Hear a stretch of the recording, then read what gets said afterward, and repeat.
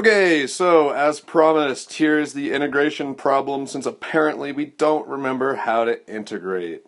We're told that the rate of growth of a particular population is given by the derivative rate growth function dp over dt.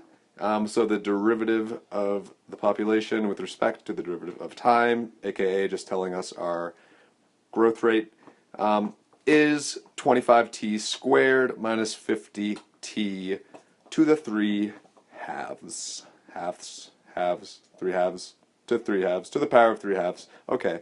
And we're told that P is the population size and T is the time in years.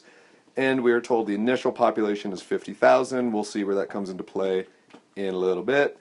But anyways, this is a lot like those problems, if you remember, where we went back and forth between, say, position, velocity, and acceleration. So back when we were looking at integration and derivatives.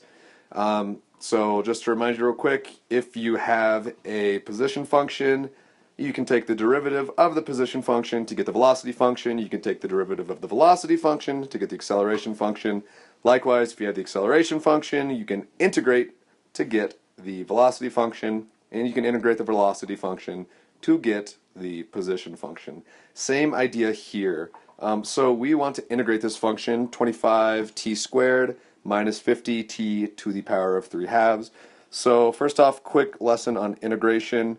Remember, when you're integrating, we have a power rule that is essentially the opposite of what we do when we take the derivative of something.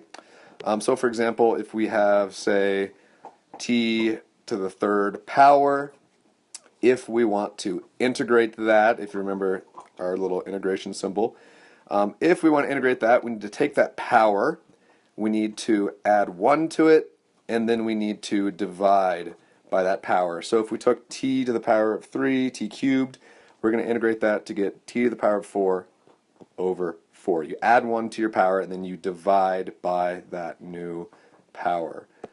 So that is exactly what we're going to do here. The numbers are a little different. We got coefficients, but the idea is exactly the same. So let's go ahead and I'll just go ahead and write this real quick. dp dt equals 25t squared minus 50t to the 3 halves. So we're going to integrate this piece by piece. If we integrate our first term, that squared term, 25t squared, we're going to raise our power up by 1, so that's going to become t cubed, and we need to divide by that power. So I'm just going to write that as 25 over 3. And then minus 50, and let's integrate t to the 3 halves. So add 1, which would take you up to 5 halves. Remember how to add fractions. And then we need to divide by 5 halves, but we could write it dividing by 5 halves like that. But remember that dividing by a fraction is the same. I dropped my pen. Is the same as multiplying by the reciprocal of that fraction. So we're going to do that instead. So instead of dividing by 5 halves, I'm going to multiply by 2 fifths. So hopefully you see that. Now here's the piece you may not remember. When you integrate, you need to add the constant of integration. You need a plus c at the end. Now maybe you remember that, maybe you don't. But think, for example, the derivative of x squared is the same as the derivative of x squared plus 8. So to account for that whole plus 8 nonsense, we need to add a constant of integration, in this case c. Now jump back again to when we were talking about position, velocity, and acceleration. When we integrated the velocity function, which is essentially the same as what we're doing here, we're integrating a rate, we had to add a constant of integration. And in terms of determining what that constant of integration is, well, that is essentially your y-intercept. So think about, we're told the initial population is 50,000. And so the initial population is the population when the time is 0. So substitute 0 in for both of these t's. Both of those terms are going to cancel. and we will be left with 50,000. So we integrate, we get our our population function, 25 thirds t cubed minus 50 2/5 t to the 5 halves plus 50,000. And now we want to use this function to determine, or estimate rather, the number of years it will take for the population to reach 75,000. So to do that, the easiest way, I mean, there are tons of different ways you could do this, but if I was doing this on a calculator portion on the test, hint, hint, hint, I would just graph the two functions. I would graph this function p, and I would graph the line y equals 75,000, and I would calculate the intersection point. Now remember, you're going to need to find a good window to be able to graph this.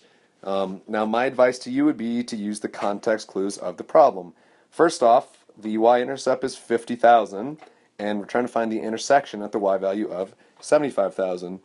So I might do a window with a y-min of, say, that 50,000, and a y-max of, say, like 80,000, 85,000, 100,000, something in there, just enough so you can see that intersection point. In terms of x, we don't know how many years, we don't really have any clues in terms of the problem. So just try something. I would start at 0 and maybe try 10, maybe try 20, maybe try 30, maybe even try 50. It doesn't really matter necessarily. If you can see it, then you can see it and you can calculate the intersection point. And if you can't, then you can't. And you should try a different window. So I'm not going to run you through that. You can literally enter this equation, this p equation, in as you see it. Put parentheses everywhere you see parentheses. Remember, if you're on a TI-83 or an older TI-84, remember to put that exponent 5 halves in parentheses as well, and you should be good. So let me run this through my calculator real quick and give you an answer so you can check yourself. Alright, so I graphed the two equations, entered it exactly as it's written there.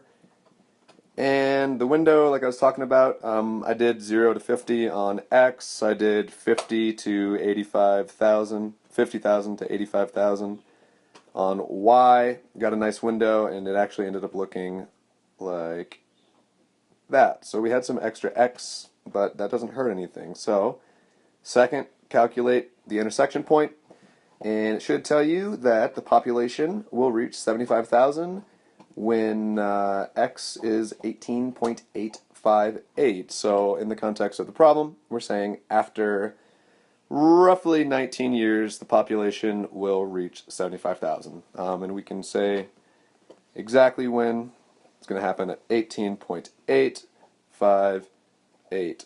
So there you have it. Yeah, I don't know. You're awesome. You're going to do great. That's enough.